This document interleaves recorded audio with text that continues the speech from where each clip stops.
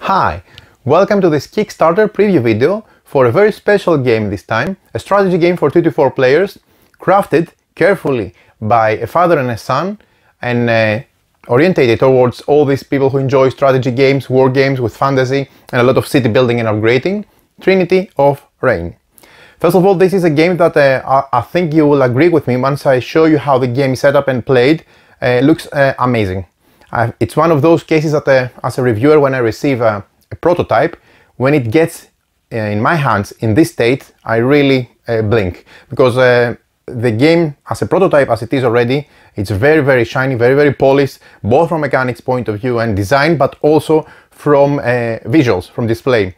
And you know that's always very helpful, because you can really imagine how the game would look like at the very close of the production when we will get the game in our hands. So what's Trinity of Reign exactly? As I said, it's a war game, a city building game based in a fantasy rule, in a fantasy setting, where actually you lead an empire starting from a very small, let's say, footprint on the map and trying to expand. It's a game where you're trying to dominate over 9 rounds, plays rapidly from between 1 hour and 2 hours, and it is orientated for fast growth and fast action. It is a game where people start, you know, in their corners with a vanilla setting, I would say, and then based on their, I wouldn't say tech tree, but it feels like a tech tree. Actually, it could be thought as a tech tree, because you choose the buildings you upgrade your capital on, and that gives special abilities to your clan, to your empire. So anyway, you choose the terminology. Through that concept, you differentiate yourself a lot from the rest.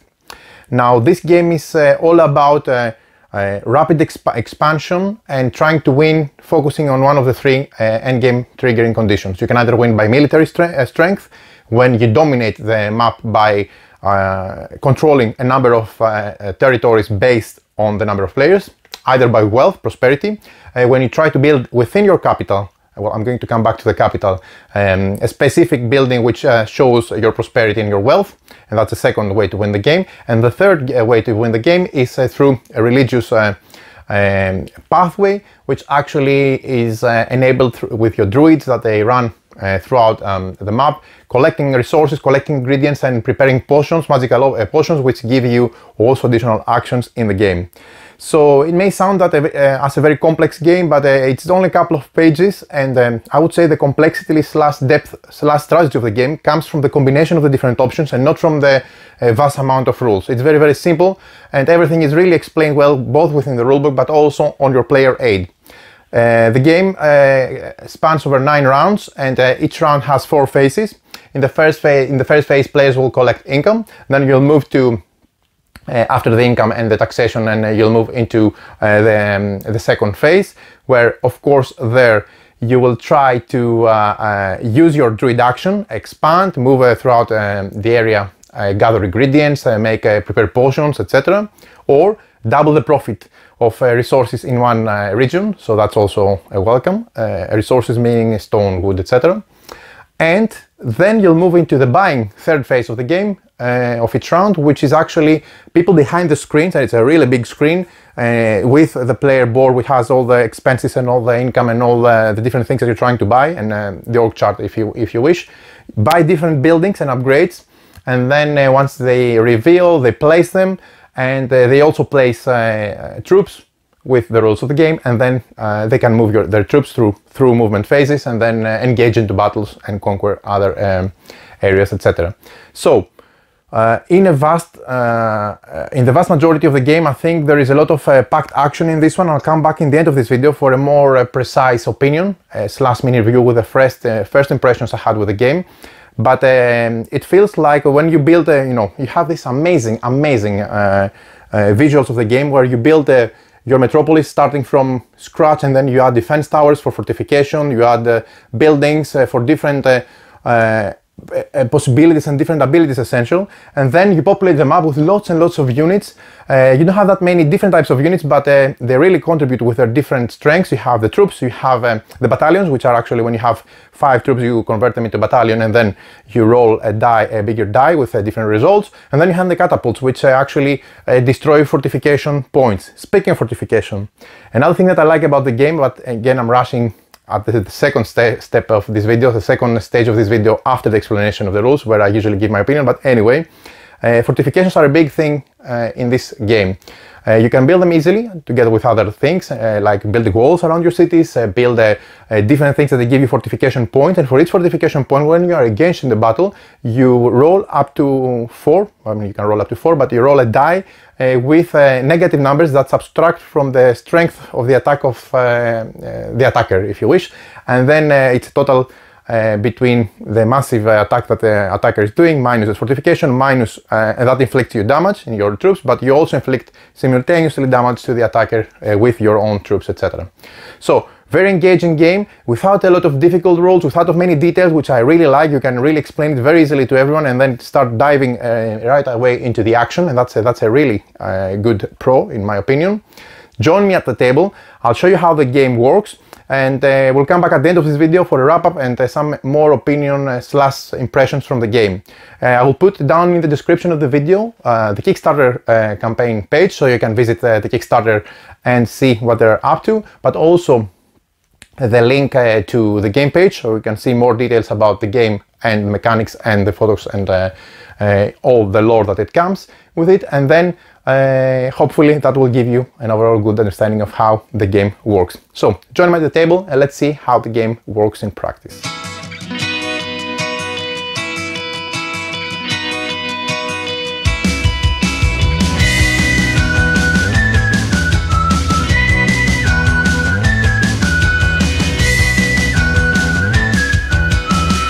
An old legend, the continent beyond the Great Ocean. Driven by the thirst for discovery, 4 tribes decided to leave their native land. After an exhausting journey across the great seas, they discovered the land they were looking for. They named it Cairnhold for the lonely remains of ancient cities that stood watch along the coast. The tribes became known as the Shields of Cairnhold. The Druids discovered new ingredients previously unknown to them. The potions brewed therefrom were the first of the magic that they could use to their goals. The race to rule the new world has begun, but who will claim victory? So welcome to Cairnhold. This is a great strategy game for 2 to 4 players. Today I'm going to show you how you can learn the game, to discover all the rules, and give you all the details you need to know about the game. So what is the goal of the game? Take over the rule of one of those clans and build your empire. Construct towns, castles and metropolises. Lead your capital to fame and power through rapid expansion. Recruit new warriors and send out your druids to develop new potions and consolidate your rule. Choose your path and take reign either by building wealth, or by invoking the gods, or by conquering land. But be warned, there are other people who are trying to do exactly the same like you. First of all, let's familiarize ourselves with the materials and the components of the game. We have one map which depicts Cairnhold, as you can see, and we're going to come back into detail on breaking down the various regions and provinces. We have 5 dice. We have the green, the red and the white. We have different size dice, but be notified that this is a prototype, so the actual size will differ. Even though a lot of the game is in its final stage, some minor tweaks will happen during the final production. That being said, the game, prototype as it may be, it looks gorgeous, and we'll come back at it later on. So we have 5 soldier dice red and 5 soldier dice green. These are the big ones. These are for the battalions. We're going to break down the components, but keep in mind that you can either have a battalion, which stands for 5 soldiers, and you roll the different dice when you're using the battalion, when you have at least 5ers, or you can have the single strength soldiers, which stand for 1 army, and then for those you gather or roll the smaller dice. So basically you have the same setup if you have the red dice or the green dice. One is for the attack and one is for the defense. You also have fortification dice, which are should be gray, but I don't know if they're going to be white at the let's say the final production. In any case, these are the only dice that have negative numbers, because you subtract this from your total of your strength. We're going to come back to the breakdown of the combat later on, which is actually a very good portion of this game. Then we have coins. This game has also economy, as you'll see. You have denominations of 1, 4 and 10, and they can be shown, they can be seen here. Next we have the capital and the extensions. For the benefit of visual appealing, I have already pre-built some of the capitals, just to give you an idea on how this would look like when you progress down the game. You don't start with capitals, so you can imagine that I'll explain the setup because I have set up the game for 4 players, but all these capitals, they're just for visual effects. You're going to build them later on. They're not part of the setup, but they're part of your expansion, and we'll come back to this. And these are really gorgeous, and they're modular because you can decide the buildings that you put in there and the abilities that those give you, defense values when you have more towers, etc. And this is really something amazing. Come back to this in a bit. But for the moment, you can assume that wherever we have, let's say, one of those 4 capitals, each player will going to get one if they develop it. There is nothing, okay? For setup, we don't have anything here. I just put them there for visuals. Then we're going to explain the components of the capital, because the capital on its own, it could be, you know, just an empty spot, fortifications, walls, and then just something like that. So this is a capital, and we're going to see how you upgrade your status to have a capital. And it can also be destroyed in the game, but later rebuilt. But then throughout the development and the buying phase, you can have various things being built here, and those will give you different abilities. Of course, they give you different options, and will make the difference actually between winning and losing the game, on how well you do and manage your city as well. And of course, these are slots for towers, etc. I just want to show you how it looks like empty and how it may look like when you further build it and develop it. We're going to come back in the different sections of the city. Then we have, of course, a player screen with the log of the game, and this is a big portion of when you do your simultaneous buying, because everyone is doing it behind their shield, and you can see that you have also all the portions of on the sides depicted with all the actions and all the ingredients that the druids need to build it. Come back in a bit. And then you have the phase procedure of a round as a reminder, and the victory conditions and the trending with a bank. This is very, very handy because all the information is here, and it's a big shield wall because you need it in order to hide your player tableau, which will be one of those with the crest of the player that of the faction that you're playing, which also is very informative. It has all the costs and all the information there. You have the acquisition, the expenses, and your total money, because everyone is buying simultaneously, and you don't want to know what the other players are buying in terms of upgrades, buildings, troops, etc. So it's done during the buying phase. We'll come back to this in a bit. So each player is going to get one of those shield screens and one of those player boards. Then we have the province tiles. They look like that, and there is one on each province that you'll see, and they have different let's say resources and options and ingredients at the back. We have the ingredients, which are the white square tokens over there, the different ingredients for the different things essentially the druids require, or at least attempt to gather in order to build or prepare their potions. Speaking of potions, you have the potions on this column, which are the beige, and different potions give different abilities as well. Each player can only build once each potion. You also have the units per player. You have soldiers. You have 25, let's say, single unit soldiers, which are these. These are really nice, by the way. They look great. So each player gets those. They also have 3 druids.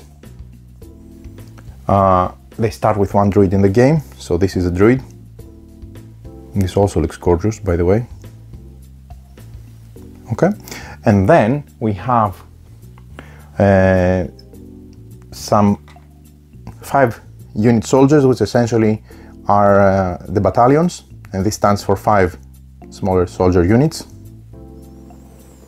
And then we have also some catapults that we're going to be able to build, and they're used for attacking other players, fortification, castles, etc. And these look really, really nice as well. Extremely detailed and very, very well done, even in the prototype form. Okay, then we have some generic buildings, like I would say the towns. Now 28 towns in the game. Look at that, how gorgeous they look. These are really great. You also have some walls. You can put walls around your city, so it gets a fortification point, and it's more difficult for the attacker to destroy them, and you prepare it like that when you have a city with walls. Yeah, we have 12 of those. We also have 13 metropolises, which essentially give more income than the towns. They look like that. And last but not least, we have 10 castles, which also give fortification points. We're going to discuss them later on. These are the, let's say, the general buildings that we have in more numerical numbers, but there are also upgrades, 3 of each, depending on the different pathways we choose to develop our capital and install them in our capital city, and we're going to come back to break it down during the bind phase. Now let's move on, since we have seen all the components, to the overview and objective of the game. You can win the game by meeting one of the 3 conditions. You can have a military victory, which is achieved by a player who controls an entire territory and specific amount of additional provinces with a town or castle, depending on the number of players. You can either have a wealth victory, which is achieved by a player who builds the Hall of Ancestors in their capital. The Hall of Ancestors essentially is this building. It's a 2-step building that you, when you manage to pay all the cost, because it's quite expensive, and build it in your town, in your capital, you need to have a capital, of course, standing, then you can achieve wealth victory. And then the third option is you can have a religious victory, which is achieved by the player who successfully prepares and uses the potion of Taranis, which is at the potions over there. So 3 ways to win the game, and all 3 of them are very, very interesting. In the 9th round of the game ends before any player or team has achieved any of the victory conditions. Then the winner is determined by a points calculation system, which we're going to explain later on. You see, speaking of rounds, we start with round 1, we move to round 2, 3, 4, 5, 6, 7, 8, and then round number 9. Keep in mind that the first rounds we have a peace treaty, that's why they are green, and we start with one of those already. So we cannot attack other cities and people on the board for the 2 first rounds. Then, it's important to understand that each round is consisted of 4 phases. We're going to break those down a bit further down the road, but just for an intro, those phases are: first, the income. You determine player order and move the round counter 1 space along the round track, meaning in the circular round track. Then players gain coins based on the towns and metropolises they control, and players also mine resources. Then you move to the second phase of the round, which is the druid actions. Players make actions with their druids. I remind you, this is a druid unit. It's a special unit in your arsenal, and their goal is to prepare either potions or make more potent some areas, or even enable some additional options. We're going to come back and break it down. So the second phase is druid actions. Basically, the druids prepare potions, gather ingredients, and so on. The third phase is the buying phase, where players spend coins and resources to buy buildings and capital extensions, and troops, of course. And the fourth and last phase in each round is the place, move, fight phase, where you place, you move troops on the board, and you resolve battles, as you would have guessed. Be aware that some rules are modified for team games, and these modifications will be explained later on. So, in a snap, this is the breakdown of each round of the 9 rounds: income, druid actions, buy, and place, move, hide.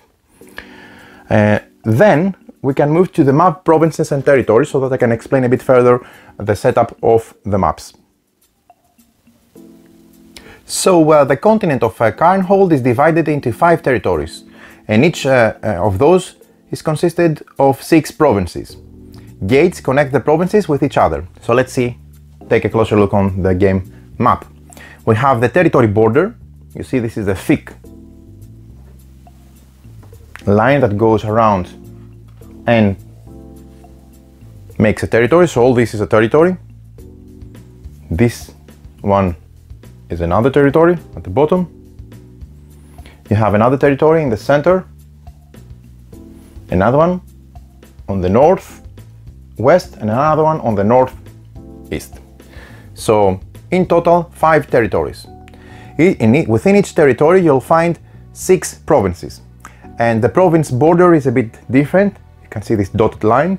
So within the first territory I just showed you on the west, you can see, for example, this is a province, and the province border essentially to connect with other provinces within the territory, you can find it with the dotted lines. So 1, 2, 3, 4, 5, 6 provinces. You can see different types of gates, but essentially these are a graphic illustration. You can have either sea gates, so you can connect from this territory to that territory via this gate, via sea, or via this gate via land, so from this territory and this province in specific within the territory to that province within the next adjacent province / territory via this gate. But you can also have some internal gates that you can see. So for example, essentially you can distinguish the gates for moving outside territory that have this arc, while the gates from one province to another within the same territory have this square icon here. And by just seeing that, you can easily now identify all the different areas and pathways in the game. Also for ease, you can see that for the water gates you have also a line depicting the connected areas via sea pathways. We also have resource places. There are some resource icons. We have 3 resources in the game that you can see. We have, of course, stone, iron and wood, and these are connected with those cubes. Iron is black, wood is gray, wood is brown, and stone is gray. Okay, and we have the white cubes, which are actually used for markers on depicting the economy of each player for ease of calculating the income each time. But gray, as I said, is for stone, black is for iron, and brown is for wood. And you can see respective icons on the provinces that produce resources if exploited. This is the wood, so this produces, of course, a wood with a wood log icon. You can also have the iron, which is this black icon here, and that produces the black cube, which is an iron. And then of course we have the stone, which is this icon over here that you see. This area produces stone respectively. So the next important thing in the game is the province tiles. I've spoken about those in a bit, so let's take a closer look, because there is a province tile on each of the province. So on the province tiles you can see additional information about the province, and on the revealed, let's say this group that I'm showing you here, we can see the different types.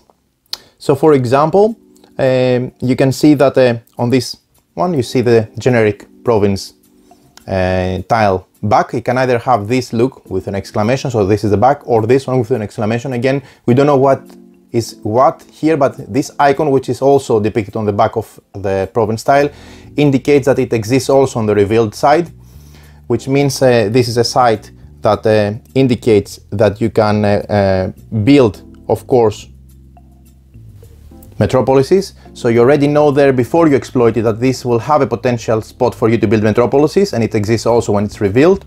But this one, you know that it will never be able to accommodate a metropolis, because it doesn't have it either on the back or on the revealed side. The next thing which is important for us to determine is the ingredients available in this province.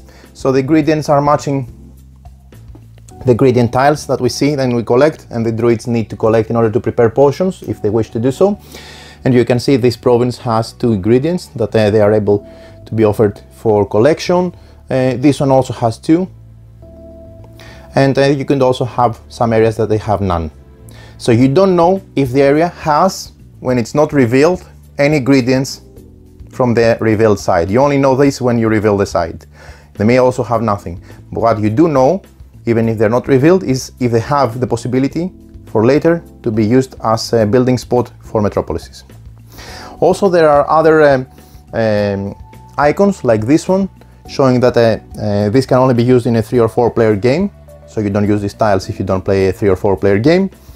And of course, there are other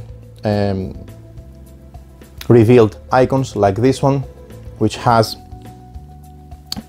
of course the barren area. The barren is indicated by the dead tree, so this is a barren area instead of the mountain. So the barren area means that buildings cannot be built on these provinces at no point, and if you discover such provinces, you simply gain the 4 coins immediately. Usually, to compensate for the fact that you cannot build on these provinces any buildings, you get a lot of coins, and they're usually rich in ingredients as well. So let's move to the setup. First of all, we unfold the map and we place in the center of the table.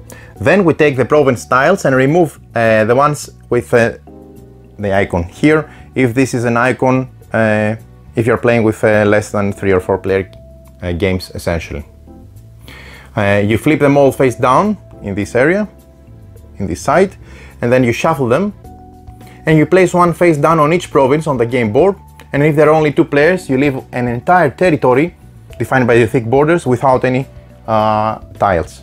So let's say one of the whole territory would be left outside for a 2-player game. So in theory, you should have face down tokens in all of the provinces within the game. I'm simply putting back some of those in the area. Remember, I'm going to start in some of the areas, and in the areas where I start from, this should be revealed, so that we are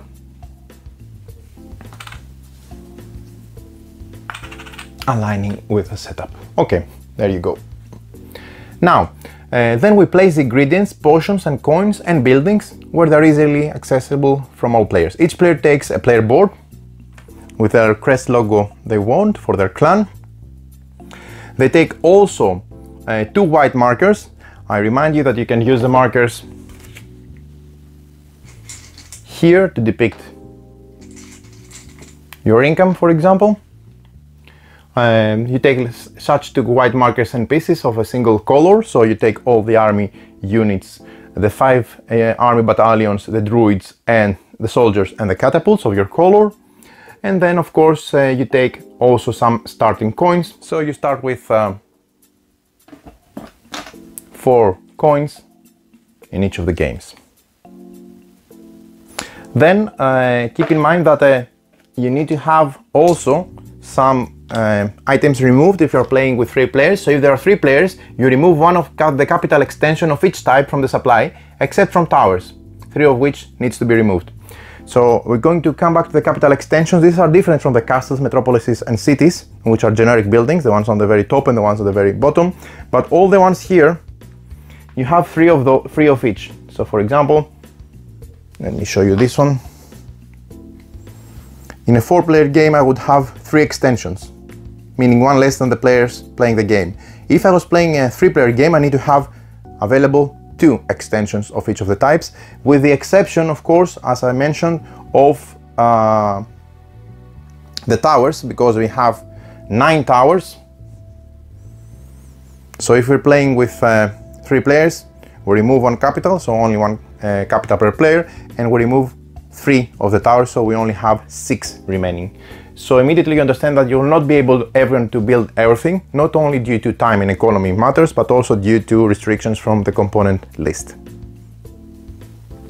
Again, there will be no metropolis and no capitals anywhere on the map. I have simply laid them here so that they are visually appealing for the game. Okay, so we're not going to have any, these are going to be empty, and they're going to be next to the main board for players to buy them and develop them later on.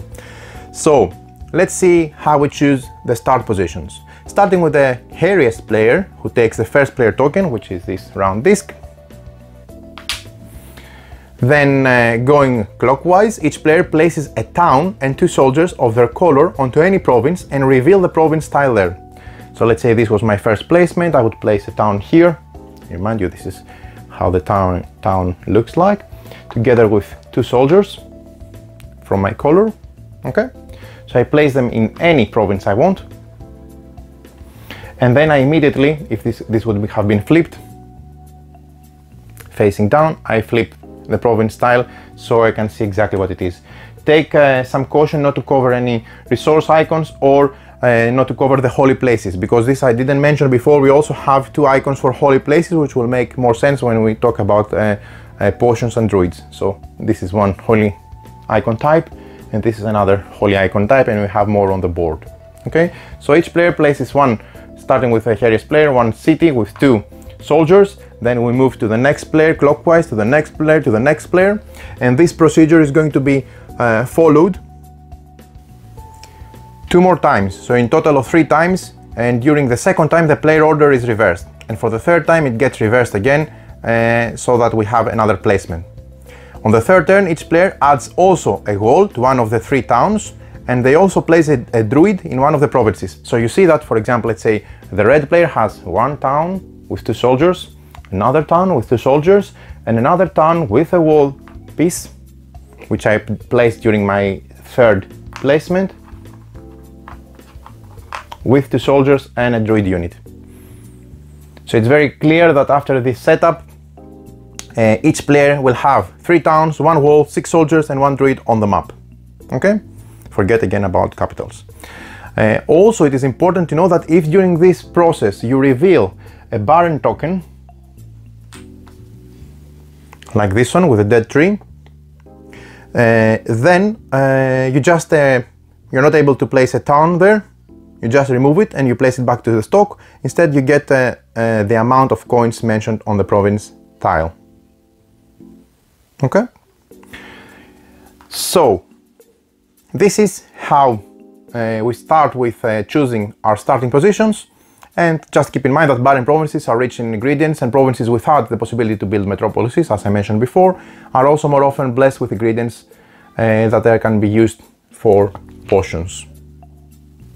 A very important rule to understand is that you control or own a province by having at least 1 soldier in a province. So you need to have soldiers in order to claim control of a province. So let's go into the round sequence. I remind you that we have 4 phases in each round: income, druids action, buying and place move fight phase. 4 phases in each round. So moving into the first phase of each round, which is the income. The income has 3 simple steps. For the step 1, we just move the first player token round to the next player. So this we're going to go clockwise to the next player, going to be the first player for the round. And then we move the round marker on the space along the round tracker. So we'll move from here to there. Okay? During the first 2 rounds, we have a peace treaty, so it's not possible to attack or move troops into provinces that are already occupied by another player. Then the second step is collect taxes. All players gain coins depending on the amount of towns and metropolises in the same province that they are occupying with their soldiers. There are no turns here, and all players may act at the same time, and a place for coins can be found on the player boards. I remind you that you have this, let's say, coin drawer here, so you can place your coins here. Towns and castles grant 1 coin, and metropolises grant 3 coins, and a capital grants also 3 coins. So players should check the capital extensions and territory control bonuses for any tax modifiers. So players simultaneously check how many cities they control, and each city provides 1 coin. There is a reminder on the back screen for each player. How many metropolises each player controls by having at least 1 soldier of their color in this province, and for each of those they get 3 coins. How many castles they control? Similarly, like towns, they give 1 coin, just as the castle has also fortification points. And they would also gain 3 coins if they have upgraded a metropolis into, with walls pieces, into a capital. So if they have a capital, they would gain, same like metropolises, 3 coins instead of 1 for the castles and the towns. I'm going to place those a bit back on the board because I think they look better there. And then we move to the step 3 of the income phase, which is collect resources. In each province where you have at least 2 soldiers, you need to have 2 soldiers, you may lay down 1 soldier, and lay down means laying them down like that on the board, to gain the resource displayed in that province, wood, stone or iron. And it is a max 1 resource per province, means that you cannot also choose to lay down more soldiers to gain more resources. Okay, so the maximum you can get is 1 per province of the depicted type. This is iron, black cube. You need to have 2 soldiers and you have to lay down 1 of them. In this round, the soldier can't move or fight anymore because the soldier is laid down and doesn't count as an active soldier for keeping the province in your possession. You take each of the corresponding cubes, blue for iron, black for iron, grey for stone and brown for wood, and then you put it on your player board. But of course, if you only had 1 soldier, you cannot lay the soldier down to claim the resource. You need to have at least 2 soldiers and 1 of them has to put their weapons down and collect the resource of the province. So this is the income phase. Again, the back of your screen, you can see that you have the phases as in a reminder and all the steps. You move first player talking to the next player, you mark the round, you collect taxes and you collect resources with the process I described. Then we move to the second phase, which is the actions of the druids. And during the phase of the action of druids, the player, or each player essentially, because this is done also in a turn, take 1 action with the druid they control. So they take 1 turn to make actions with the druids they control. Each druid can make 1 of the following actions during this phase: collect ingredients, prepare a potion and activate, double the profit of a province, or other actions activated through potions already prepared. So 4 options. Again, this is reminded in the back of the screen. Move and collect ingredients, move and prepare potions, move and double the profit of a province, other options, actions through potions activated. So this is what the druids can do. And again, as I mentioned, each player takes 1 turn to make actions with the druids they control, and each druid can make 1 of the following 4 options. So let's break them down. Collect ingredients. You place the druid in a province you control other than its current location and gain the ingredients shown on the province tile where you place them, and then you take the ingredients and you place them on your board. So I pick up my druid. Okay, I place them in another location that I need to control already. Okay, so it cannot be a neutral one or an opponent's one, and then it cannot also stay on the same province that they started from. They need to move to a different one. And where I land, what I do is I take the ingredients shown on the province tile and place them on my player board. So if I move them here, the ingredient, sorry, this has to move on. Let's make it correctly. So let's say that I picked up, I was the green player, I'm here. Okay, I'm picking the druid from here, from this location. I cannot leave them there. I move them to another location I control. I need to have soldiers to control them. So I see the province tile and they depict 2 ingredients, those 2. I can pick 1 and 1, 2 from the supply.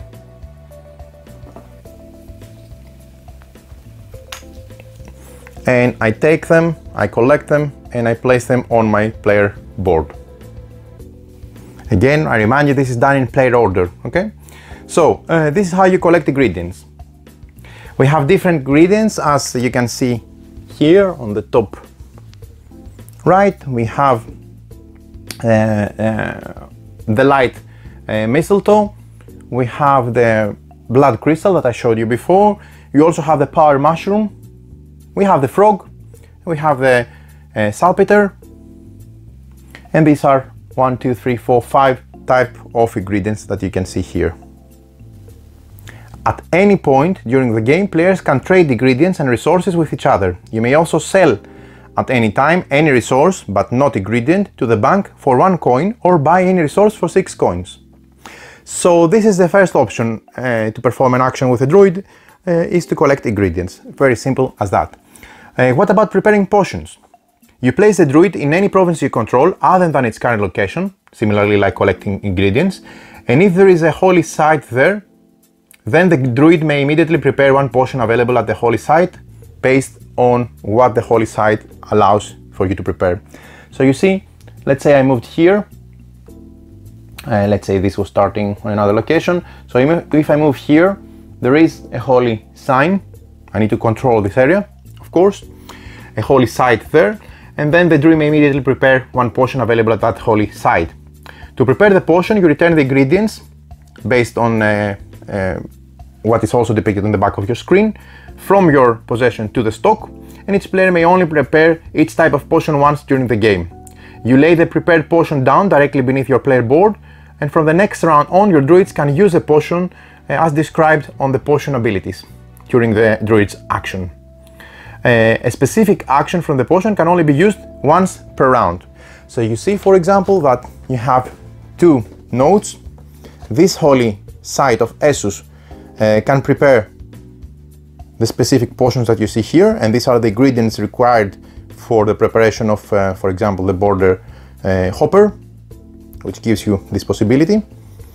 And then this holy site of Teutates allows the preparation of those 3 potions with those respective ingredients, and they provide these action abilities that you can see there. I'm not going to go into detail, just maybe one example to show you what this one does.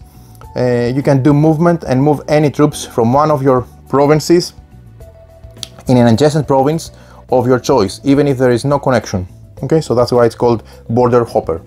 So you can understand immediately that these potions not only build your pathway towards victory if you manage to prepare the final potion, but also they give you the possibility to have many options and many different abilities, very useful to your plans. So again, just to explain, let me show again the holy site of Essus. We showed how you prepare from the first tier that you see with the Latin number 1 on the bottom left. You need to give a frog and you need to give a power mushroom in order to prepare this specific potion. To prepare potions from the second tier, you need to have prepared both potions from the first tier of the corresponding holy site. And to prepare the potion of Taranis of the third tier, you need to have prepared both second tier potions of the 2 holy sites. So you see, in order to prepare any of the earthquake potion, I need to have also prepared the border hopper potion and the steel ingredients potion. Okay, so I need to have prepared both in order to prepare this one. And the same applies for the other holy site. I need to have prepared both level tier 1 in order to prepare the convert potion, for example. And if I want to prepare the potion of Taranis, where I invoke the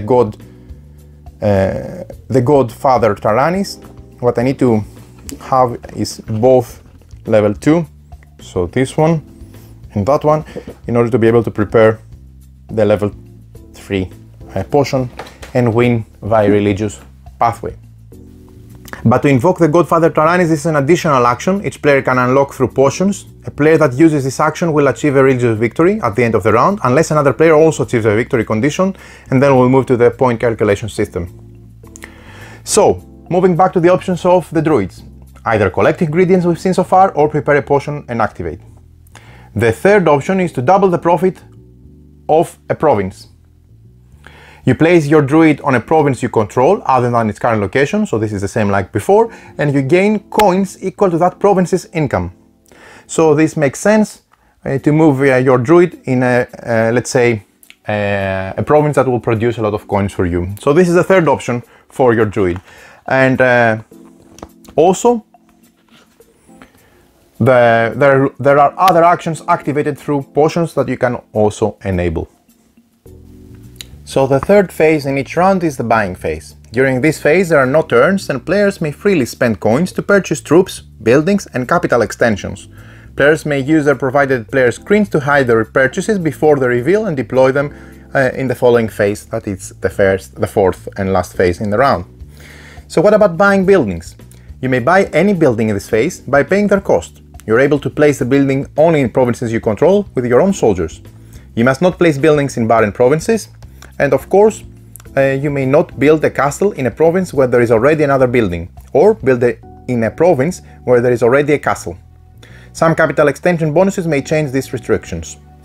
And there is also no limit to the buildings on town in a single turn. You can have as many buildings on towns in a single turn.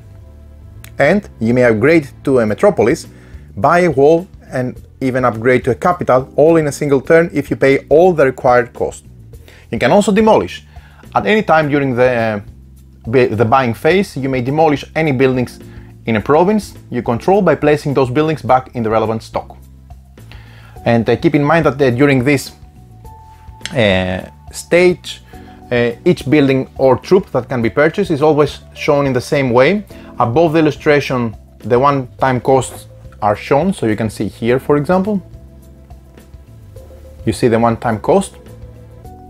And then below are the benefits are described. So here you need to pay, let's say, 4 coins and 2 stones in order to build a castle, and the benefits are it provides you with 1 gold income plus 2 fortification points. In each illustration you have the cost on the top and the benefit at the bottom, as I just explained here. So just to give you some brief about the different buildings. So let's say we have the metropolis. In order to build the metropolis you have to pay 4 gold. The requirements: you need to have a province with a star town. So here I cannot build, but if that icon was here, that allows me to build a metropolis. And the benefit is that it gives me 3 coins per round. And of course you can see that there is a tech tree for this. You start from a town, then you can build a metropolis, a wall, and the walled metropolis can become a capital. So what I found out is that these magnificent miniatures, they can have multiple construction steps. So you can have a single city, then maybe you can pay the cost, which is plus 1 coin in order to make it a metropolis. So you take the metropolis and you click it within the city. Look at how cool is that. Then you can make it walled. So this is a walled metropolis. And of course, once you have a walled metropolis, you can also upgrade it to a capital. You can only have 1 capital, so this will go out. You pay the 2 coins cost and you will make a capital. So this is the way you progress from town to metropolis to a walled metropolis. If you haven't done it already for a town, you can also have a walled town without the metropolis. It doesn't matter when you build the wall, but you need to have a walled metropolis in order to upgrade it to a capital. Okay, we've seen the metropolis, and let's see again the benefit of the town. Now the town, construction costs are 2 coins, it doesn't have any requirements, provides you with plus 1 gold coin income per round. The wall, if you place a wall around the city, around the town, it gives you, of course, it costs 1 gold and 4 stone. It gives you the benefit of 1 fortification, and the requirements is it can be built either on a town or in a metropolis. And the castle, and then of course you can upgrade, as I said, you can upgrade to metropolis even before or after putting the walls. The castle is something different. So you cannot have a castle in a location where you have, as we have seen, other buildings. A castle construction costs are 4 coins and 2 stones, as depicted on the player board.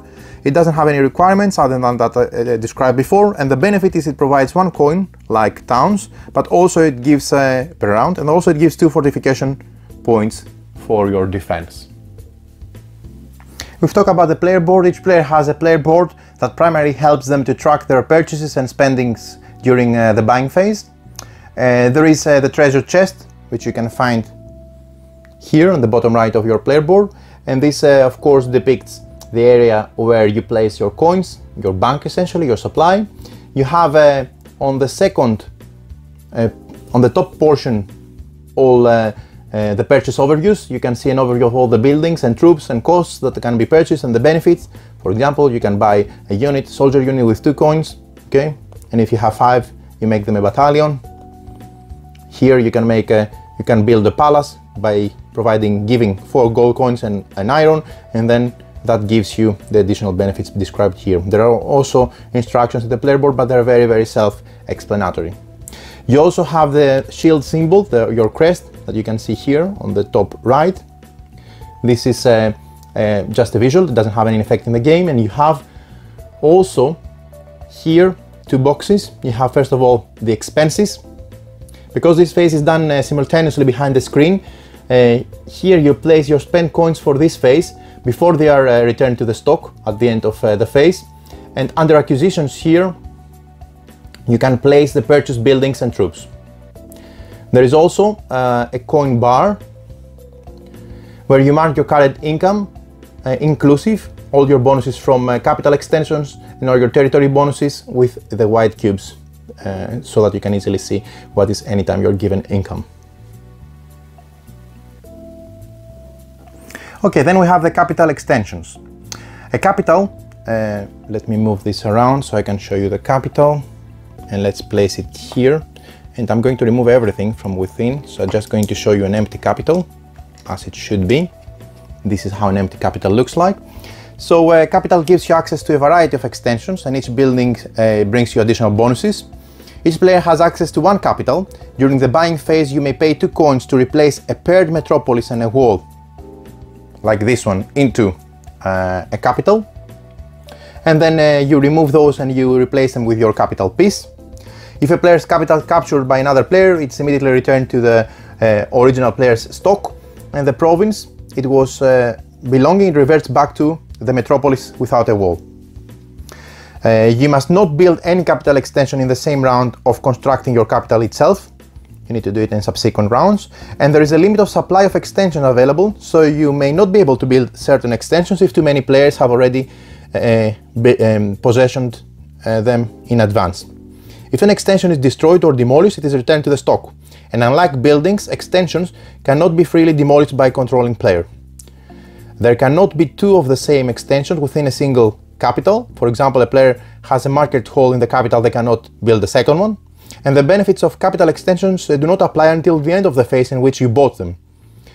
Keep in mind that one of the victory conditions is the wealth condition, the prosperity one, which requires that you build the Hall of Ancestors, and to build that you must first build the Ancestor Hall Foundation, which is actually this one, by paying the cost, and then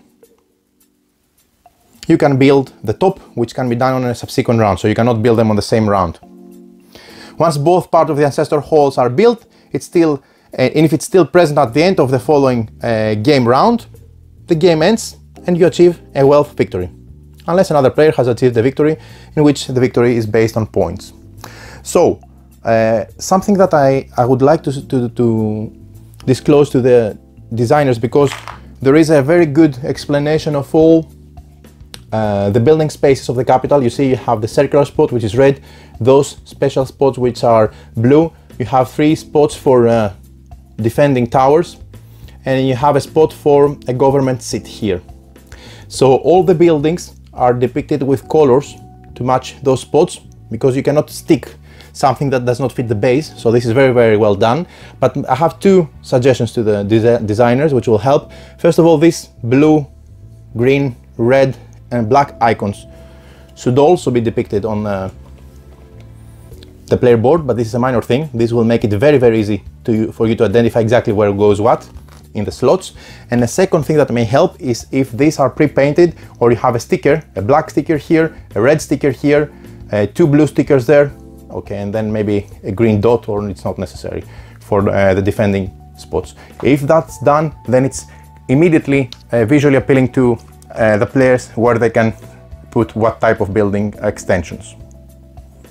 So of course I'm not going to go through all the building extensions and spend a lot of time, because this video is going to be much longer. But again, everything is really explained well, both the costs and the abilities in the rulebook, but also you can see a very nice depiction of those on your player board. So just to give you an idea of a couple, maybe I'll explain a few. This is the guild hall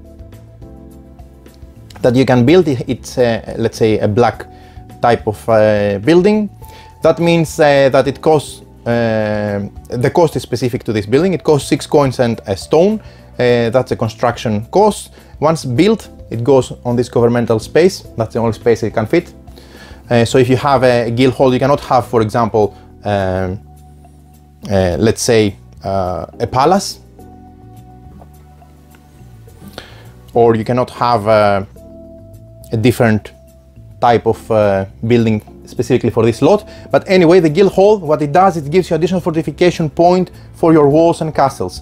So this provides 1 fortification point. If you have built the guild hall, that gives you 2 fortification points for each wall or castle that you have in your empire. So that's a pretty big thing, because your defense is much stronger. Then, for example, you can have this blue type of icon. This is the school of stone masonry, which essentially has a cost of 6 coins and 1 stone, and the benefits: you may buy walls for half their coins and build castles in barren provinces. That's really good, because it gives you more options. So it goes in a blue spot. Similarly, the same happens with the barrack. The barrack is a special blue extension that it has a 16 coins cost, 1 wood and 2 iron. Very expensive, but the cost is the benefit is that the cost of new soldiers is halved. So all your new soldiers now cost half their price. So that's really useful. And then of course you can have a spot here in there where you can either start by building your ancestors' hall, put the foundation, and then hopefully in another round you can build it and win. Or you can build other types of buildings that fit there as well. Like, for example, oh no, I think this is the only spot you can have for ancestors' hall. So the circular one is only for this one if you go down the prosperity victory pathway. But you see, all these building extensions here are different possibilities and give different ways to let's say make your capital very unique according to your strategy and plans.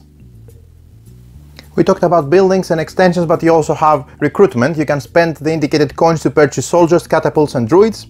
There is a maximum of 2 druids per player, unless the player has bonuses for more druids. Then you can have, for example, co-soldiers, which are the little units that you see here. Each one costs 2 coins. You can have 5 soldiers, which are these units. This is a battalion and stands for 5 soldiers, and keep in mind that they also roll the larger dice instead of the small ones. You have the catapult, which is this one. Construction cost is 6 coins and an iron, and the benefit is you may ignore 1 enemy fortification point when you have this. Of course, you have the druid, which is this one. The construction is 6 gold coins, and the benefit is druid actions. You have more possibilities for actions when you have more druids, and you can use a druid bonus die in combat. That means that you have 1 more die when you're using a druid in a combat in a region where you have a combat. So all of these are part of your military machine, and of course recruitment and troops are important for your plans as well. So well, that brings us to the last phase of a round, which is place, move and fight. In this phase you have to place your purchased pieces that you reveal behind your screen on your game board and move your units. You have the step 1 where you place buildings. At the same time, all players place their acquired buildings and extensions on their map.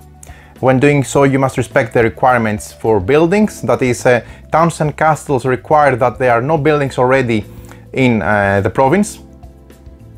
Walls and metropolises require that there is a town in the province. Metropolises also require that the province tile shows that there is a star icon, so you are allowed to build a metropolis there. A capital requires that there is both a metropolis and a wall in the province, and that the player building it does not already control another capital, so you can only have one capital. That's step 1, so easy peasy. Step 2, place the soldiers. Now every player places his soldiers in provinces they control that contain a building. Following player's order, each player takes a turn to place at least half of the bought soldiers for this phase. When then a second round of turns occurs, where each player places the remaining soldiers bought this phase. Then we move to step 3, where you place druids and catapults. Finally, in turn order, each player places in turn druids and catapults they bought this turn in provinces they control, where they are buildings, of course. And then you have the movement step, which is step 4. Following player order, each player takes a turn in which they may move any amount of their pieces from one province to connected provinces, soldiers, barracks, battalions, catapults and druids. And the player may skip their turn and move nothing if they wish to not move anything there. Once all players have done 2 turns, the phase is complete. So troops may only be moved between provinces with a connection, indicated by a gate or an entrance between their borders. Connection may exist across land and water, and there are no restrictions for traveling across the water. And the roads and water trails represent also the pathways that they are can be moved across. So, when moving into a province with a hidden resource tile, you reveal the tile, of course, and there is no movement beyond the edge of the game board, of course, because the map ends at there. Catapults and druids must always be accompanied by at least one soldier, so you cannot have either a druid or a catapult moving on their own. That's very, very important. They do not count as a soldier of their own, and if they are not, they are immediately removed back into your stock, so you need to be careful there. Moving on to unowned buildings, a player needs soldiers to control buildings. If they abandon buildings and you move soldiers into their province, that province and buildings then fall under your control, so you take them for your own spoils and your own control. And then we have the attacking, retreating, reinforce. So this is the juice of the game. To attack an enemy province, you simply move your troops into that province. The defender is not allowed to retreat. That means that he can move all or some of their units into an adjacent province they control, or he can reinforce. Maybe I said it a bit in haste. They are allowed to retreat, meaning when you invade, the defender is allowed to retreat. They can, if they wish, move into an adjacent province they control, or they can stay and reinforce. That means that the defender can move any amount of his soldiers from one adjacent province to the one being attacked if there is a connection. It is not allowed to move druids or catapults as a part of a reinforcement phase for the defender, and this movement of the defender doesn't count as one of their own 2 movements. So they can then go ahead, when the fight is finished, to do their 2 movements as they would normally. So the fight. The battle situation gets immediately resolved. To do so, you must first determine how many dice each player will roll. The player that made the attacking move uses a red dice, while the defender should use a green dice. You take the amount of dice representing your amount of soldiers, whether the small dice represent 1 soldier and the bigger dice represent 5 soldiers. You cannot use more than 24 soldiers of value. Druids or catapults do not count as soldiers on their own, and both players roll their dice simultaneously. The numbers shown on each case are added together and they represent the defeated soldiers of the opponent, and they need to immediately be removed from the map. I'm going to show you 2 very simple examples of the battle, but before doing so, keep in mind that this can continue, so you can continue or break off. After rolling for a fight and applying the results, the attacker has 2 options: roll again or fall back. If you choose to roll again, repeat the steps that I mentioned. If you choose to fall back, your troops return to the province they attacked from. The defender has no options to choose. If all soldiers in a province are lost, any catapults and druids attached to them are also lost. You have the druid bonus dice. You may also add the bonus die per own druid in the province where the fight is taking place. Again, attacker uses red dice and defender green. Players roll all of the dice and their total results represents the amount of soldiers their opponent loses in that fight. A maximum of 4 fortification bonus white dice can be used. We're going to explain them later on, but keep in mind also the maximum of 2 bonus dice from the Druids can also be used in a fight, so you cannot have more than 2 if you have more than 2 red dice if you have 3, for example, Druids. A maximum of 2 can be used. So let's talk about the fortification bonus and catapults. Remember, you build castles for fortifications, you build walls for fortification, you upgrade your let's say tech tree to have additional fortification points. Why do you want the fortification points? The defender may then roll 1 fortification bonus die, means 1 such die which has minus results, and that's really important. So they can roll 1 such die for each fortification point they have in that province, defined by walls and castles in the province, up to a maximum of 4 such die. So even if you have more fortification points, you cannot roll more than 4 white fortification dice. But you treat the fortification of that province as 1 lower from the enemy catapult in the fight. So each catapult makes you treat the fortification of the enemy by -1. So for example, if the attacker brings a catapult into the game and the fortification points here are only 1, they just cancel themselves. So -1 for the catapult, +1 for the walls, that means 0. So no fortification points. That means that the defender will not roll any such die. If they had developed, for example, the guild hall, which gives an additional fortification point for walls and castles, they would be, in theory, they would roll 2 dice if they were not invaded by a catapult. But if the catapult was invading, 1 would cancel 1 fortification point and they would only fight with 1 fortification die. So keep in mind that fortification dice do not increase the enemy losses, but instead reduce the amount of soldiers the defender loses. Okay, so they're just a buffer. A player should check their potions and capital extensions for fortification bonus modifiers. Both lose all the soldiers. Should both sides of a fight lose all the soldiers, the side that would have lost the fewest additional soldiers that they have been able to wins the battle with 1 soldier remaining. If this would be tied, both sides remain with 1 soldier and the attacker has to retreat. If you win the battle, if the attacker wins, he may immediately demolish any amount of buildings present there, otherwise he gains control of the province and any buildings in it, and any castles or walls there must be removed. And if a capital is present in the battle, it is returned, including all possible existing extensions in it, to the stock and replaced with a metropolis with a wall. So now I think it's time for us to see 2 simple fighting examples. Okay, so let's see this simple fight situation. Here we have the blue player attacking and the green player defending. The green defends. He threw the dice, and the same happened with the attacker, the blue. So blue attacks with 2 soldiers, 1 and 1, 2. That means that they're going to use 2 small red dice because they have 2 troops, 2 soldiers. And the green defends with 3 troops. That means that they have to use 3 green dice. Basically, they each take their own pool, they determine it. If they had any bonuses, they roll them simultaneously, and then we see the result. With this result, green loses 2 soldiers and blue just loses 1 soldier. Blue, as the attacker, has to decide if he wants to continue or to retreat, to break off. Green can retreat and needs to wait for the decision of the blue player. You see, green is only losing 1 because the defender only rolled 1, so 1 damage means that they're going to have 1 blue soldier defeated, while the blue player managed to roll 2, and that means 1 + 1, 2. That means that 2 players are down. So it's then the decision of the blue player what they want to do moving forward. So that's a simple fighting situation. So again, let's focus here for a more let's say complex, okay, just a bit more step up fight situation.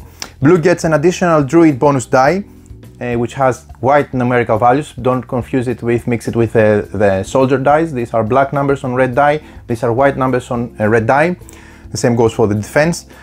So blue gets an additional Druid bonus die, and due to the Druid in the attacking group. And then green gets a fortification bonus die due to the castle in the group. And they would get also a second one, because I remind you that there is 2 fortification points for each castle, but for the benefit of the example, let's say also the blue player brought a catapult. So instead of rolling 2 dice for 2 fortification points, they roll only 1, because blue brought one catapult that neutralizes one of the dice, so not rolled at all. So they would roll only 1 fortification die. So basically what happens here is the castle, it would have given 2 fortification points, but now it only gives 1, because 1 is neutralized by the blue catapult. In this situation, the green player has 4 losses, a result of 6 of the attacker, minus 2 from the fortifications bonus dice from the defender. So he has to remove all soldiers. Blue loses only 1 soldier, and blue wins the battle, and the province goes in possession of blue. The castle needs to be also removed.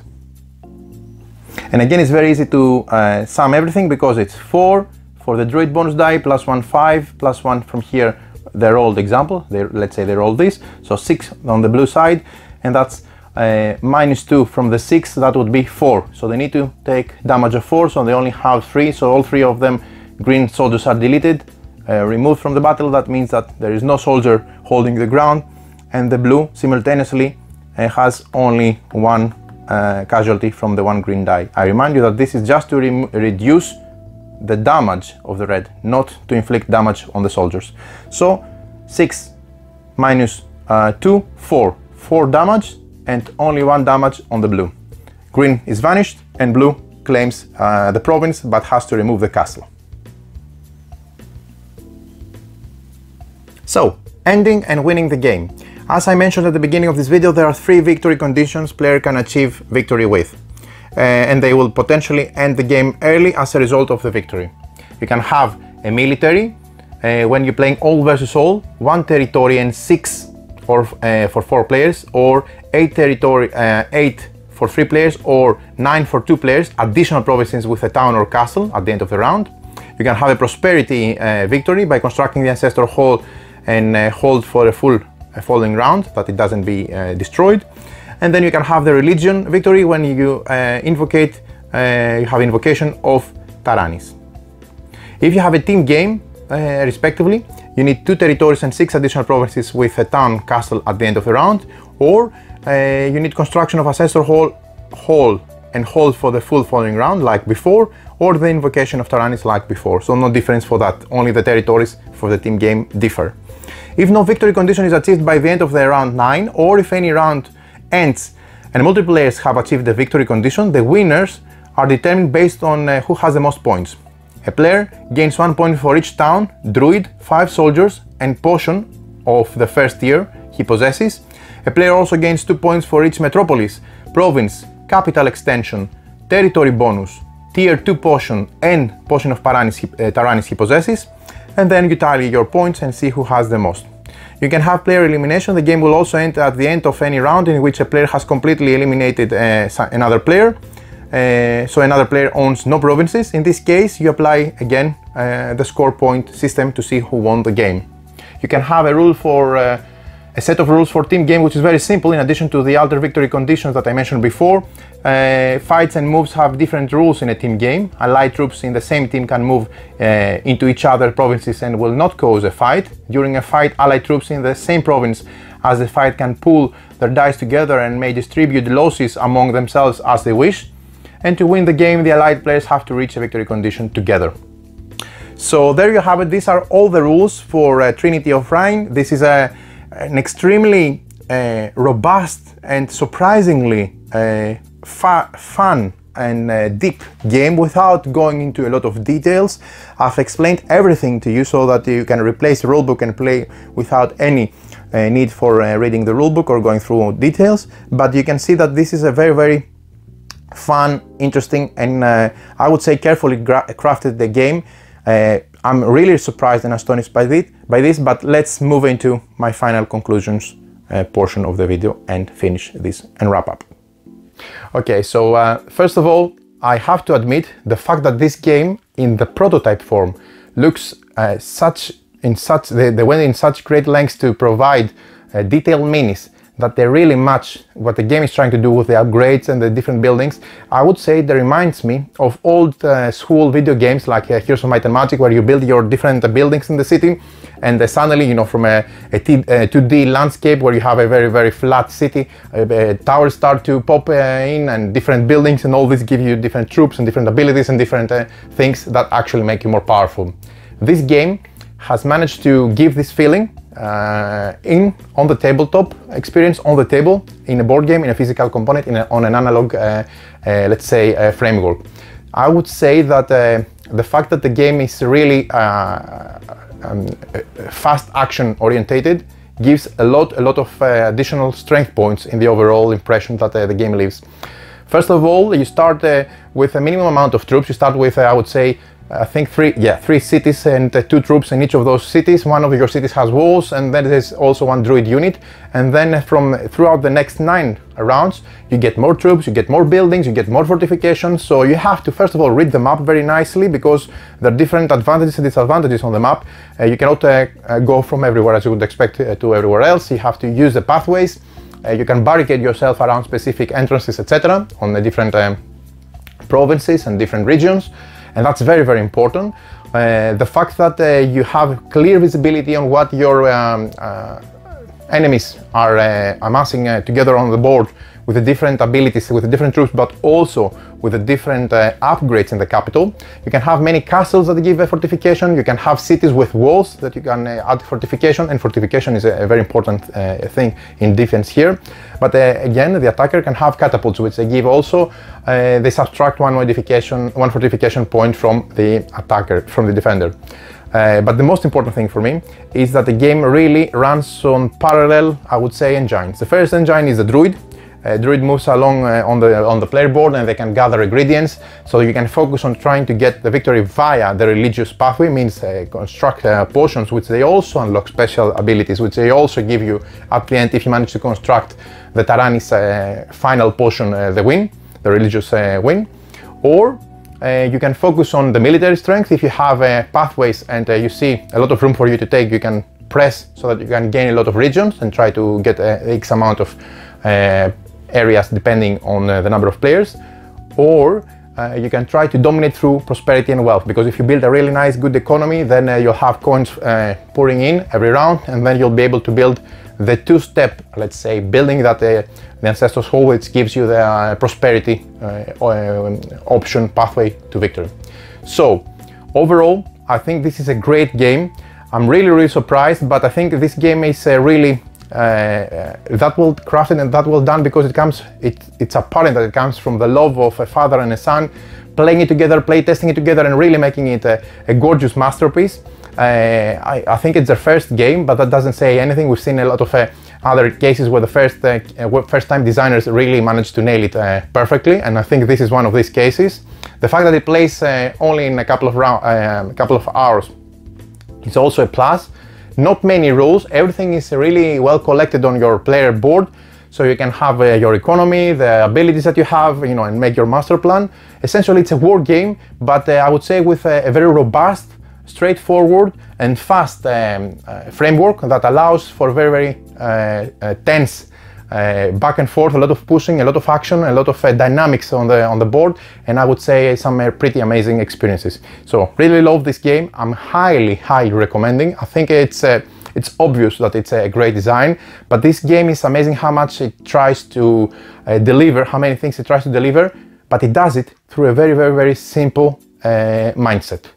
Simple things, that they work well together, that they're blended well in terms of mechanics, and an appealing visual look on the table, because building up 3D your capital really gives this different approach to, let's say, upgrading and developing and going further in military and abilities, etc. Because you see it growing up. You see, you know, one metropolis, you have different cities and different metropolis, you have castles, and then suddenly you can build, not very difficultly, your capital, boom, and make it a really big one, and then has slots for you to put defense points, to put different buildings, to unlock other pathways to victory, and give you some really cool things to use at the specific time that will matter a lot on your, let's say, master plan for victory. So lots of replayability, lots of great ideas here, extremely well done, looking gorgeous. This is Trinity of Reign. Please follow the Kickstarter page and the game page link that I'll put in the description so you can find out more about this wonderful game. Really enjoyed it.